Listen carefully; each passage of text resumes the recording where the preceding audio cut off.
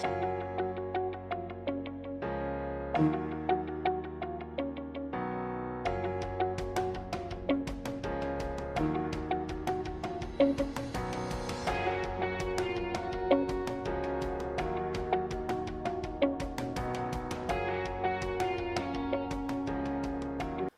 lagi di channel HSI Consulting.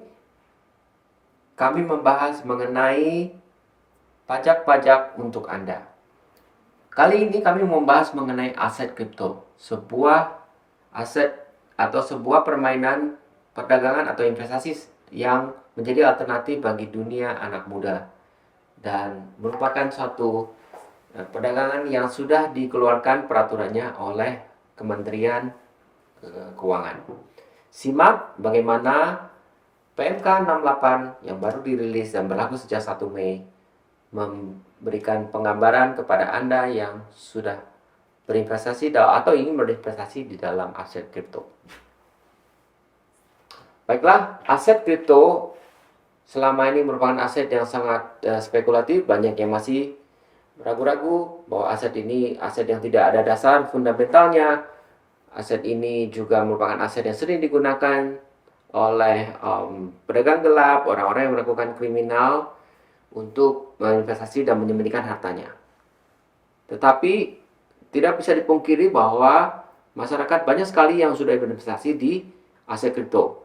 Sehingga kemudian pemerintah mungkin melihatnya sebagai satu peluang untuk mau tidak mau memberikan regulasi yang lebih jelas bagi aset kripto agar peraturan pajaknya menjadi lebih jelas dan juga ada pengakuan dari dunia pemerintah mengenai keberadaan dari pertukaran aset ini. Nah, kita lihat bahwa aset kripto itu dituangkan dalam Peraturan Menteri Keuangan Nomor 68 tahun 2022 yang berlaku melalui 1 Mei 2022. Banyak juga yang masih bertanya-tanya, dan saya juga melakukan riset sendiri, apa sebenarnya aset kripto itu, ya. Nah, aset ini mempunyai cita-cita luhur yang dari para pendirinya dan orang-orang yang masuk ke aset ini, yaitu cita-cita luhurnya adalah mau menjadi satu mata uang yang bisa suatu hari menggantikan uang fiat, yaitu uang yang kita pakai selama ini, ya, dolar, pakai uang koin, ada uang-uang yang sudah dekat dengan uang fiat, misalnya kartu kredit. Kemudian ada, kita juga bisa pakai e-money dan segala semuanya masih berlandaskan pada uang peredaran yang ditata kelolanya oleh bank sentral di setiap negara masing-masing. Nah, tapi kripto aset ini mengatasi semua itu dan berusaha untuk melakukan pertukaran uang di antara para masyarakat orang yang memegangnya tanpa harus melihat pada situasi kondisi negara, ya, sehingga itu merupakan suatu cita-cita ideal, suatu kondisi yang ingin dicapai secara luhur, ya. Dan juga bahwa dalam sistem perdagangan Indonesia, perdagangan uang di Indonesia dan di dunia sekarang ini masih didominasi oleh orang-orang itu juga, dan perdagangan itu juga sangat mahal untuk bertukar uang di luar negeri, ya, atau dari Indonesia ke luar negeri atau luar negeri Indonesia, ya. Misalnya contoh kita pakai, saya sebut nama aja Western Union. Itu kalau Anda kirim uang untuk kira-kira hanya sampai dengan misalnya sampai dengan $100 saja misalnya, itu Anda mau keluarkan mungkin sangat besar, ya, mungkin bisa sampai 10% dari nilai uang Anda habis hanya untuk biaya adminnya. Jadi sedangkan kalau pakai kripto aset langsung terkirim, tidak ada jeda waktu, dan bahkan terima utuhnya dan hampir tanpa ada biaya pengirimannya, gitu, ya. Oke, kita lihat jenis aset kripto yang sudah dimarket dan berdagang di saya adalah, memang yang paling besar sampai ini hanya dua, yaitu Ethereum dan sebelumnya yang paling populer adalah Bitcoin, ya. Jadi Bitcoin dan Ethereum itu bahkan dianggap sebagai aset kripto yang akan bertahan, ya. Sedangkan aset kripto dianggap tidak akan bertahan, tapi kita lihat aja nanti, ya. Ada banyak juga, ada Ripple, Bitcoin Cash, ada Litecoin dan sebagainya. Dan itu mempunyai basis kepercayaan dari orang-orang yang memegangnya sebagai suatu alat pertukaran masa depan, ya. Nah, memang PMK ini tidak menyebut secara khusus apa sih aset-aset itu, tapi yang penting semua dianggap sebagai kripto aset, ya. Nah, jadi sebelum PMK kita cerita, sebelum PMK tidak ada pengaturan nih mengenai aset kripto itu apa, ya. Dulu tuh dianggap gelap, ya, karena seringkali aset kripto itu menjadi tempat persembunyian dari orang-orang yang tadi seperti saya katakan, menjadi persembunyian aset yang disembunyikan ya, yang karena tidak ada dicatat di bank sentral manapun oleh negara manapun ya. Nah, karena juga itu merupakan suatu perlawanan daripada uh, semakin terkoordinasinya nih bank sentral dan antar negara, sehingga bahkan negara-negara yang tadi mengunci diri dari pengungkapan internasional seperti bank Swiss atau bank di Panama atau bank di bahkan Singapura juga, itu sekarang makin membukakan diri bahwa pertukaran data itu diperlukan untuk mengurangi orang-orang yang melakukan korupsi atau koruptor yang menyembunyikan uangnya di tempat-tempat tersebut. Oke, jadi sebelum kondisi PMK, jadi aset kripto itu tidak ada pengetahuan khusus ya. Karena tidak ada pengetahuan khusus dalam SPT, seringkali saya ditanya sama orang, saya punya aset kripto ini, gimana caranya? Saya perlu lapor nggak ya? Dulu saya belinya cuma sekian loh, tapi sekarang harganya udah tinggi sekali. Saya takut nih kalau saya harganya kegedean, terus waktu saya akui nanti saya jual itu, waduh berapa saya mesti bayar? Saya bilang iya, karena tidak ada pengetahuan khusus berarti artinya di dalam undang-undang kita biasanya aset-aset di luar negeri ya tidak ada pengaturan khusus cara pemajakannya. Tidak seperti misalnya kalau kita mempunyai tanah atau bangunan ya, itu hanya kena pajak kan cuma 2,5% dari nilai jual waktu jual. Tapi kalau aset kripto ya karena nggak ada pengaturannya, ya jualnya ya berarti berapa harga jualnya yang kurangnya harga beli. Jadi kalau selisihnya besar sekali, maka ya 35% bisa sampai ya. Dari nilai yang Anda labanya itu Anda dipotong untuk membayar pajak. Terus ada timbul rasa tidak nyaman atau tidak merasa ingin membayar pajak sebesar itu gitu. Sehingga kemudian banyak yang memilih untuk tidak mau mengungkapkan harta tersebut. Walaupun sebenarnya mungkin harta itu merupakan harta yang legal ya, atau bahkan kemarin nih yang habis dari PPS, orang masih ragu-ragu nih mau lapor nggak ya harta kripto ini ya? Karena kalau nanti saya jual saya kena pajak lagi. Nah, dengan adanya BMK ini kemudian ternyata ada solusinya ya, solusi, dan itu memberikan kepastian. Nah, kita mengenai contoh ya, kalau dulu saya kenain orang yang mau jual dan beli ya, misalnya di tahun 2019 nih saya beli contoh ya, beli dengan 100 juta, jadi 100 juta di semua beli. Kemudian ini gampangnya aja sebenarnya kira-kira 3 tahun kemudian dijual semua ya, kan 2021 itu harganya udah lumayan tinggi. Dijual nih 350 juta ya, nggak tinggi-tinggi amat ya, tapi sebenarnya cuannya udah 2,5%, 2 kali lipat, 2,5 kali lipat ya. Tapi sekarang dengar-dengar kalau orang yang dulu beli aset di awal-awal beberapa tahun terakhir itu udah kapitalisasinya udah ribuan kali lipat. Nah, kita ngomong ini contohnya 250 juta. Anda harus bayar pajak kalau menurut ketentuan yang lama ini harus bayar 375 juta. Ya, rasanya kan agak sakit aja gitu ya kalau mau bayar harga segitu.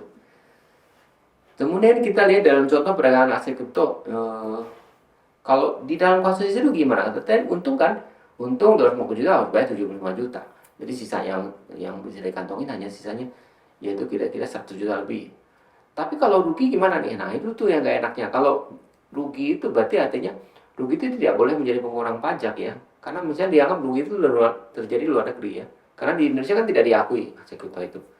Lalu karena tidak diakui, kerugian itu misalnya tidak ada kerugian lain atau keuntungan lain di luar negeri, Anda bisa offset kalau ada keuntungan lain. Keuntungan misalnya dari jual beli saham biasa gitu di luar negeri juga. Tapi kalau semata-mata itu yang timbul kerugian itu tidak bisa mengulang pajak di tahun-tahun mendatang ya. Ini lain dengan kalau Anda kan kerugian misalnya ada kerugian usaha di tahun ini di Indonesia. Itu kerugian itu Anda bisa akumulasi sama dengan 5 tahun ke depan. Itu kan supaya nanti ke tahun depan kan keuntungan saya di tahun depan kan merupakan offset dari apa yang saya rugi tahun ini. Jadi karena tidak semua orang kan melulu untung atau tidak selalu melulu rugi, bisa jadi nanti ke cover lagi di tahun depan. Tapi kalau untuk hasil seperti ini karena pecah tahunnya dari tahun ke tahun berdasarkan tahun buku, akhirnya kerugian itu nggak bisa dikompensasi. Nah, itu bisa bikin gigi jari. Nah, kemudian jadi PMK 68 ini lalu menyatakan, oke, sekarang kita tentuin ya, berdasarkan dari pengaturan dari Indonesia, suatu policy, suatu anggapan, maka dianggap supaya kripto itu bukan sebagai mata uang ya. Karena banyak negara yang bilang, oke, misalnya negara San Salvador ya, itu menganggap itu sebagai mata uang. Jadi ada rate-nya, ada segala macam, boleh tukar tuh sama uang setempat.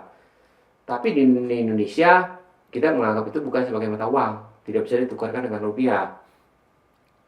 Cuman ini dianggap sebagai komoditi. Jadi kalau di komoditi misalnya mirip dengan komoditi apapun ya, CPO, komoditas emas atau apa lain. Anda tidak bisa menggunakan emas untuk membeli sekaleng susu di Indomaret.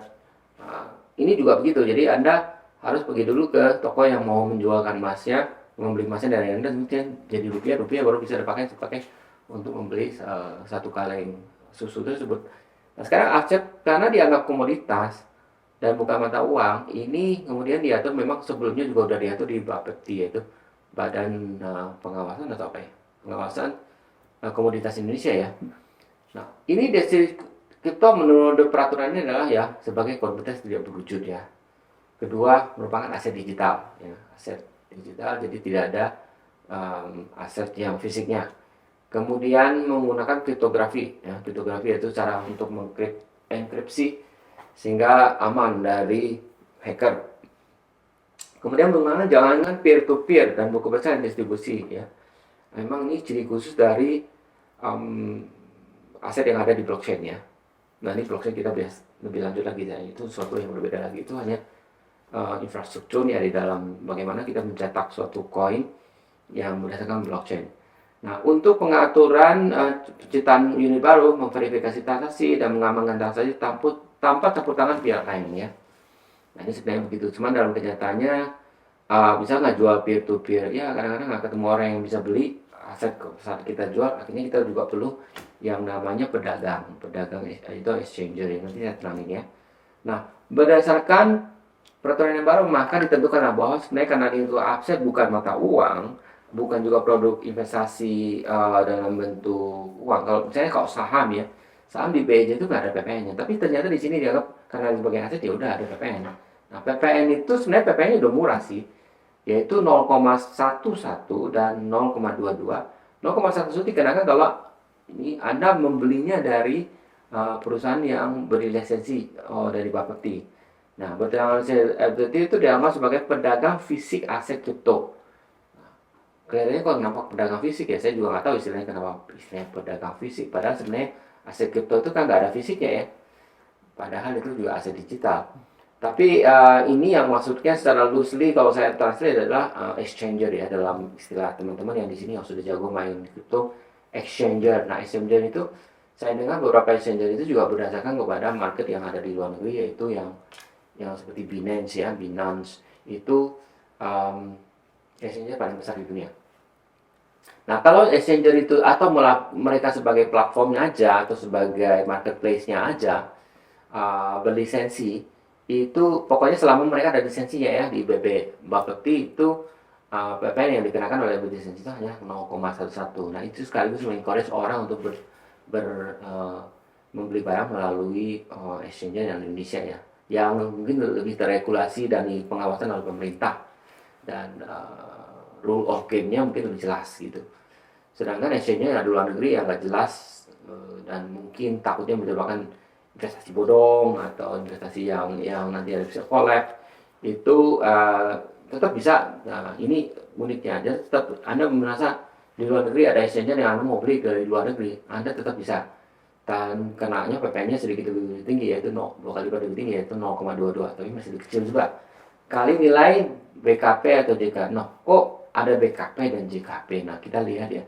Sebetulnya yang dikenai bukan cuma tokennya atau koinnya sendiri, tetapi juga pada jenis-jenis jasa yang terkait ya. Karena ternyata jasa yang terkait itu bisa jadi adalah koin itu sendiri, kemudian ada jasa untuk verifikasinya, kemudian fee-nya ya, tentu fee-nya melalui exchanger dan saya kenain fee. Nah, fee itu berdasarkan peraturan pemerintah yang ada itu harus dikenakan PPN juga. Ya, jadi Anda mau tahu exchanger mana yang berlisensi, tentu kalau Anda sudah menggunakan jasa-jasa exchanger yang sudah Anda tahu, ya Anda bisa cek karena mereka berlisensi atau tidak. Mostly saya bisa kasih contoh ya, dari hampir 30 atau berapa ya sekarang, daftarnya nambah terus dari Bapepti. Tadi saya sudah kasih daftar link untuk di pedagang aset kriptonya. Tapi yang ada saya yang summary itu ada 17 saja di sini, termasuk ada toko kripto, Inkrypto, Coinku, ID, Galat.id, Inodex ya. Saya bukan endorsement dari perusahaan-perusahaan ini, ini hanya sekilas untuk memberikan Anda gambaran. Inilah perusahaan-perusahaan yang kalau Anda bertransaksi di situ, PPN dan PPH-nya lebih jelas lagi ya.